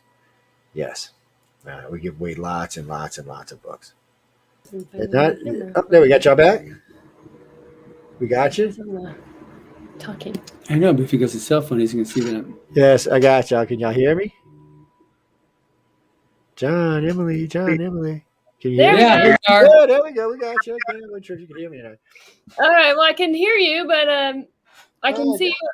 You can see it. Yeah, don't worry if your camera's not on. We only got like 7 minutes left anyway. But so which one was Fan X? Oh, we lost y'all again. Damn, I lost him. I wanted to ask what Fan X was.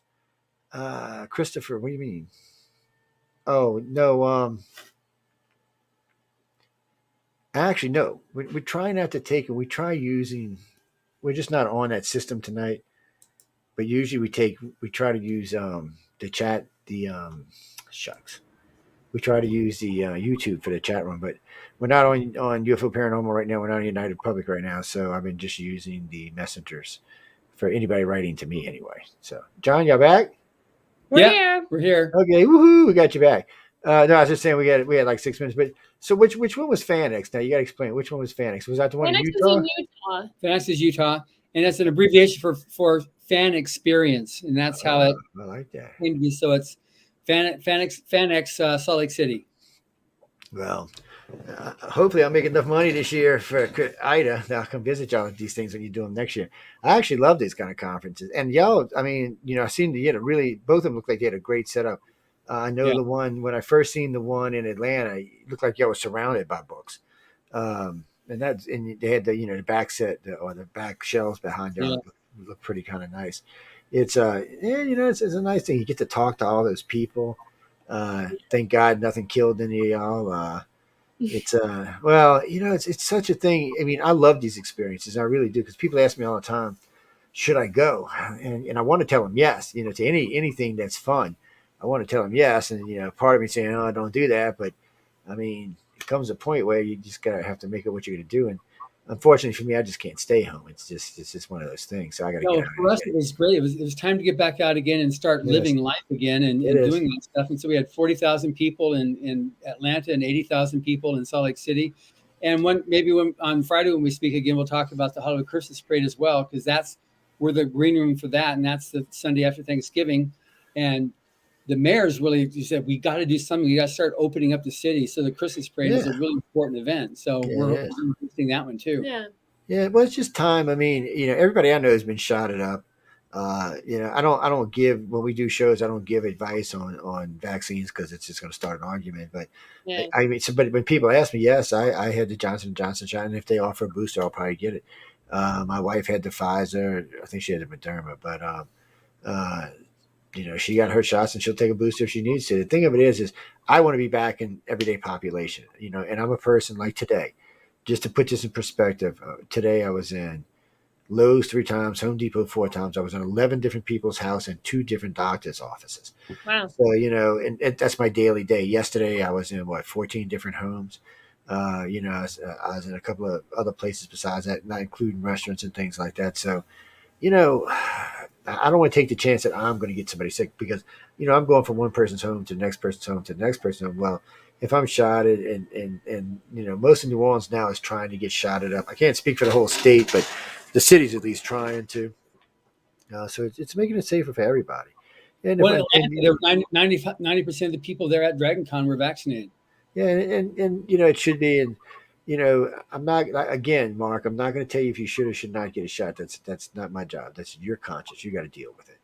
I don't want to get. I've got elderly people in my family. I don't want to bring some home. And matter of fact, I made all them get shots because I don't want to take the chance.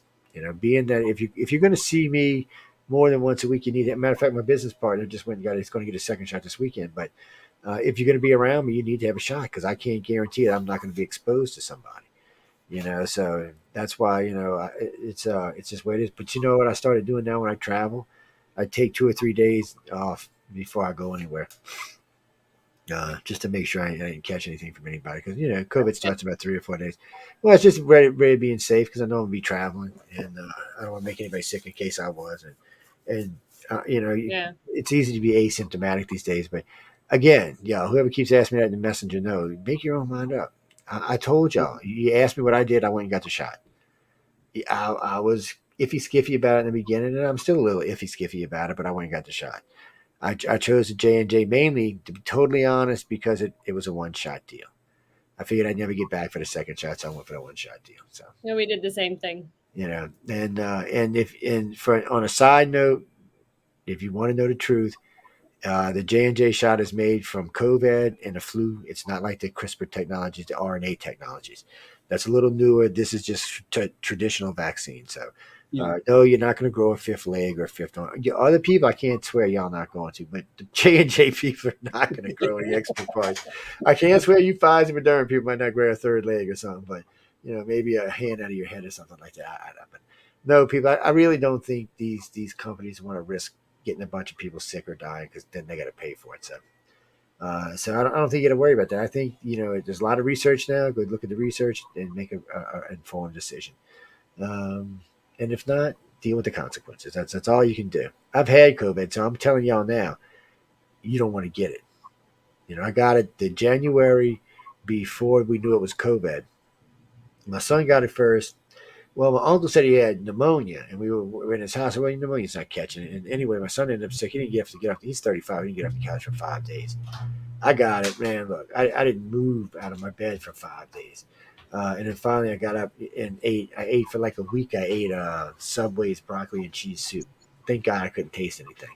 And but after that, I started feeling it. But I went to see my doctor after 14 days, and she told me, she's like, you can't have the flu, Joe. It don't last that long. And they didn't know what it was at the time. Wow. Put my wife in the hospital for 11 days. So I'm telling you, people, don't play with it. She had some kind of weird brain fog that it causes. It's like I said, it's Russian roulette. You make your own decisions. I made mine, and I will get a booster because I don't have to deal with COVID again. I'm just being honest with y'all. I don't want to mess with it again. Flu is one thing. COVID's a whole other ball game. I just don't want to go there. And for you people who don't get it, well, that's your choice. That's your right as a citizen, and you got to deal with the consequences. And you may never get sick, but I'm just saying, be careful. Anyway, make up your own damn minds. I will tell you this: get out, get your stuff submitted just submit away. Writers of the Future, go submit. Get your stuff in. If you want to get something good, you want to get a good present coming up for Halloween, or you know what I was thinking about that. Y'all should all give a book away for Halloween. Yes.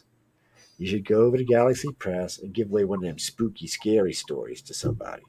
Look, there's all kind of stories in there to read, and they're all sci-fi in the sense of sci-fi, but they're not like space. They're not all about space, and all. It's kind of like the Twilight Zone in a book, or the Twilight Zone in an audio pad. I mean, there are different genres. We have sci-fi and fantasy. We also have there is some light horror. There's action adventure. There's even some westerns, a little bit of romance. So you kind of can get a bit of everything. Historical fiction. Yeah. So if you got an interest in any of these topics, go over there and buy one. Yeah. But again, I always tell this, and I've said this 100 times on this show. When you're through with the book and you know you're not going to read it anymore, give it to somebody else who might read it. Pass it around, or recommend that they buy it if you want to keep it. Because I know some of you people are book hoarders. I'm not going to mention any names, Linda, but for you non-book hoarders, you can always ask somebody. Or if you live in one of the neighborhoods like we were talking about earlier, that have the little outside little libraries. I forgot what they call them. They're real cutesy little things. There'll be 8, 10, 12, 15 books in them. Put your book in there. You know, I got to say, and these are always good about putting them back. And I know I stopped at 3 of them. I just wanted to get a curiosity of what the neighborhood was reading. They had some really good stuff in there, man. So y'all should do stuff like that. And not just in where I live. There's neighborhoods all around America that have these little mini libraries in them. Donate it to them. Put them in there, or start your own library and start your own Linden library if you're really into it like I was. So that's all I can tell you to do. Other than that, I want you to go submit. You got eight days left, and by the time we talk again, you'll have 6 days left. You can also pre-order the book too if you go to Amazon and pre-order volume 37. We'll send you a free copy of volume 32. Yeah, see, and there you go. And you know what? Can I do that? Let me see if it'll let me do that right quick while we're here. You have to once you buy your pre-order for vol 37, you write to customers at galaxypress.com. Oh, diggity dog! I did the wrong one. Anyway, I was gonna put galaxypress.com into it. I think I submitted the. Let me do that again. We got a couple of seconds. There it is. There we go. All right, there it is. Look at that. There it is. There you go. Yeah, if you go there, it'll tell you exactly how to get your free digital bundle. Yeah, so you got all kind of good stuff in here. There's Battlefield Earth. That's the one they were talking about. They were giving away for the blood drive. Yeah. Yeah, and here you go right here. And you see it comes in assorted ways when you look at it. And see how lucky these people were? They were giving the damn thing away. You should get out, buy it, check it out. But it's not just this. I mean, that's just that particular thing. There's just so much stuff on this site. I'm just kind of playing. Whoops, I'm just kind of playing around right now. But I was going to go to science fiction. Oh, he's a good-looking guy when he was young, huh? Yeah. Mm-hmm. Damn, man. Oh, guys, you can say if another guy's good-looking, please. Oh my God, I'm not even going to tell you what they said. Bunch of goofballs. See, look, here you go. Look at the books, man. There's just so much stuff you can look at. That's the original cover art from the Pulp Fiction books when they're written in the 30s and 40s. Yeah, I love some of this artwork, by the way. Some of this stuff just cracks me up. I just really like the way it's done, the colors and stuff. Yeah. See, but I mean, if you're looking at the titles as I'm going through people, see, that's what we were talking about. See, A Matter of Matter, here you go over here, Carnival of Death, the Sea Fang. So there's a lot of variety in here that you can read through. Just this gold in hell. I'm not even sure what that's supposed to be. I might have to go over see what that is. Sky Devil. I mean, they're just all over the place. Cargo of Coffins. I mean, so they're sci-fi in a sense that they're sci-fi, but there's so many genres here that you're looking through. Yeah. And down here, Creed. This might be interesting. I don't think I've read this. And The Great Secret, Danger in the Dark. I mean, as you're going, y'all can see for yourselves as I'm scrolling through. There's just a lot of different stuff to read here. There's a lot of different age to read here, and but you can tell by the artwork what you're looking at. Yeah, Christopher. Yes, there you go. But there is a lot of different things on there. I like this where to start at. Let's pop this up here. Oh, did I have it up already? And then there it goes. Here you go. I mean, there's all kind of good stuff in here. There's L. Ron Hubbard himself, good-looking guy. I think we already said that. There's Battlefield Earth. And There you go. L. Ron Hubbard. When you should play on a Halloween, Joe. You've got that book in your pad. Fear. It's an amazing story. Oh, I'll have to check that one out. And It's a psychological thriller. so there you go, guys. I mean, that's just something right there you can go check out. I mean, as I'm rolling through here, I know we got to get out of here because we're getting into Michelle's time, but just so much on here. I mean, it would take me. I've done this on several shows with them, and I still have just only got through the base of the stuff. I haven't really got through everything. We were on here one night just going through different books and different audio books, and there's just a lot of stuff in there. Actually, I was on here one night on Science and Beyond with the pad because somebody had asked me they wanted to know about the pad, and I was going through. I had the iPad up with me with all the stories and going through. And there's a lot. There's just so much stuff in there to read and listen to. Yeah. Well, I know all y'all can't afford that. I understand that. So start small and buy one of.